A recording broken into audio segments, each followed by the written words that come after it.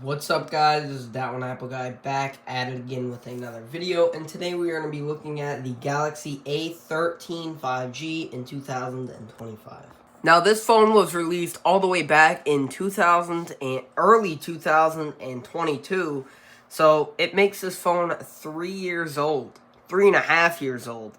So this is a pretty old phone now, and this phone was released for $200 when it came out. So a $200 phone 3 years later, you might think is terrible, but it's not all that terrible. And you can kind of see this here. The performance is actually not too bad, and we're just going to go over that more in depth later. But let's first start out with the design on the phone, because that ain't bad either. It's a all-plastic build, but it's not terrible. The back is made out of matte plastic. It looks pretty nice. It feels pretty nice. It doesn't feel too cheap. A lot of people dislike this back plate, but I like it. We have a triple camera setup, but really it's just a single camera. We have a 50 megapixel main camera, a 2 megapixel macro, and a 2 megapixel depth sensor. So, yeah. It's the same thing as the A14, and these two cameras are basically useless. You're only going to be using your 50 megapixel main, and then you have a flash also. The sides are rounded off, and to the right we have our fingerprint / power button and our volume. And this fingerprint is really fast. I think this is one of the fastest fingerprints in the A series. It just goes right in. It's super quick. And our volume button. And up top we have our mic. To the left we have our SIM / micro SD card slot. And to the bottom we actually have a headphone jack, mic, USB-C port, which only charges at 15 watts, which, yeah, that's not great nowadays, and our single firing speaker. Up front, we have a 6.5-inch 720p LCD display.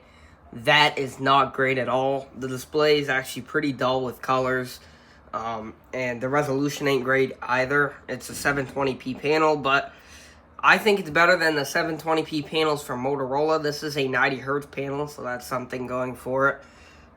Let's go into settings, display, and where is it here? Motion smoothness, so you can see it does have an adaptive 90 hertz, which is super cool to have on such an old budget phone. But yeah, it's very limited by its 720p with bad viewing angles and not great colors. This phone is powered by a MediaTek Dimensity 700 processor with Android 13, as well as 4 gigabytes of RAM and 64 gigabytes of storage.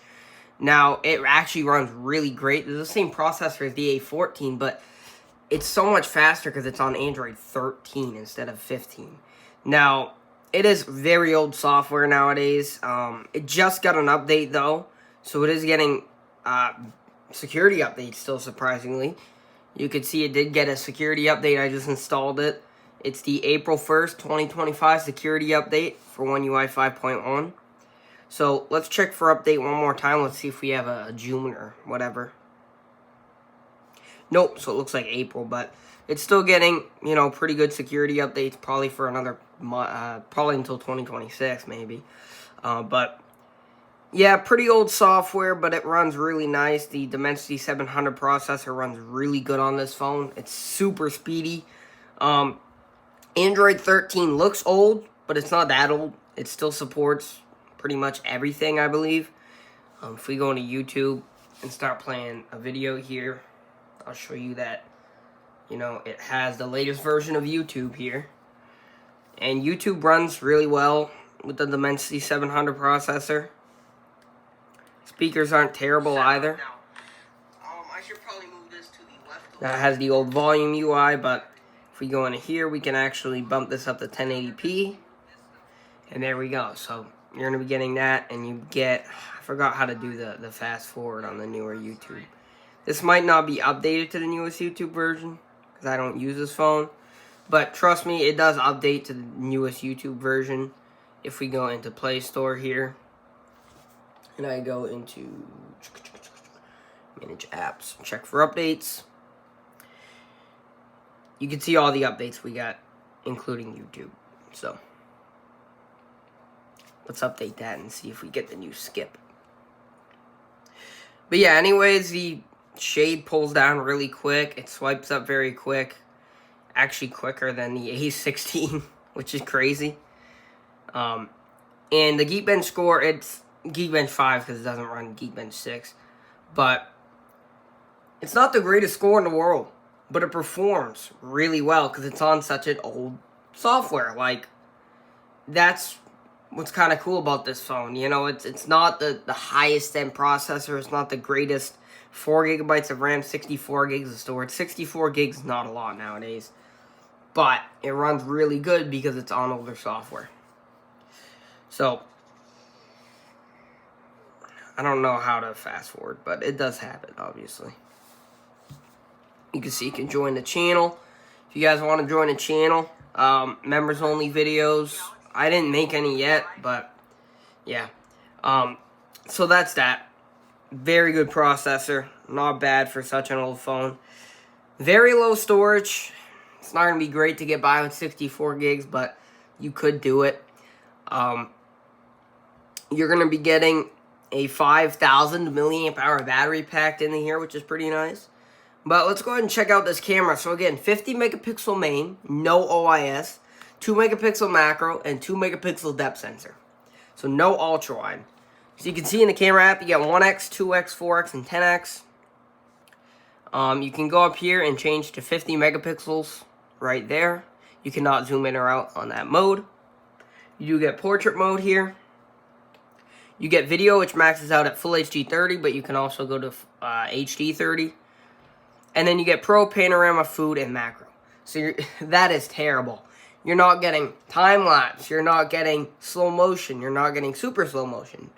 You're not getting night mode. You're not getting any of those features. You're not getting dual capture, whatever. None of those features on here. Just the simplest of simple features. And it's a terrible, terrible camera, let me tell you. This is a bad camera. Colors are dull. Very, very, very grainy pictures and videos. Overall, it's a very bad camera. This is a terrible camera setup. One of the worst. I think even the A12 is better because it has 4 sensors and it actually has an ultra-wide built in. Now, the quality might not be better, but having an ultra-wide on such a cheap budget phone is nice to have. So I think the A12 is a better camera setup than this. So that's where this thing really takes its toll and starts to get old. The camera setup is really terrible for a budget phone. And another thing where it starts to get old, the screen and the software. The processing's still up to par, but the software, you could tell that it's getting old. Especially with One UI 7 really changing the game for phones. Like, it really sped things up with the A16, if it wants to unlock. It really speeds things up. It just looks so much more modern. You could just see all the icons way more modern.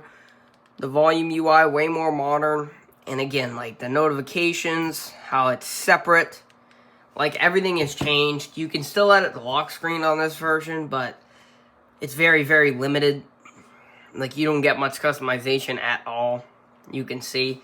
You get these clocks, and you kind of get to change, like, the style of the clock. But that's it.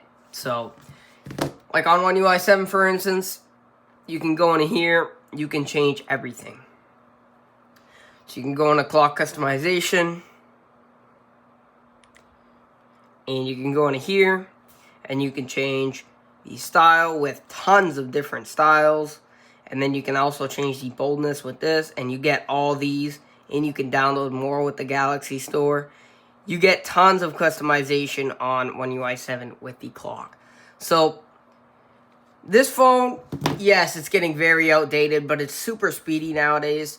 If you have this phone, I definitely recommend upgrading to something like the A15 or the A16. Definitely bring new life into a phone.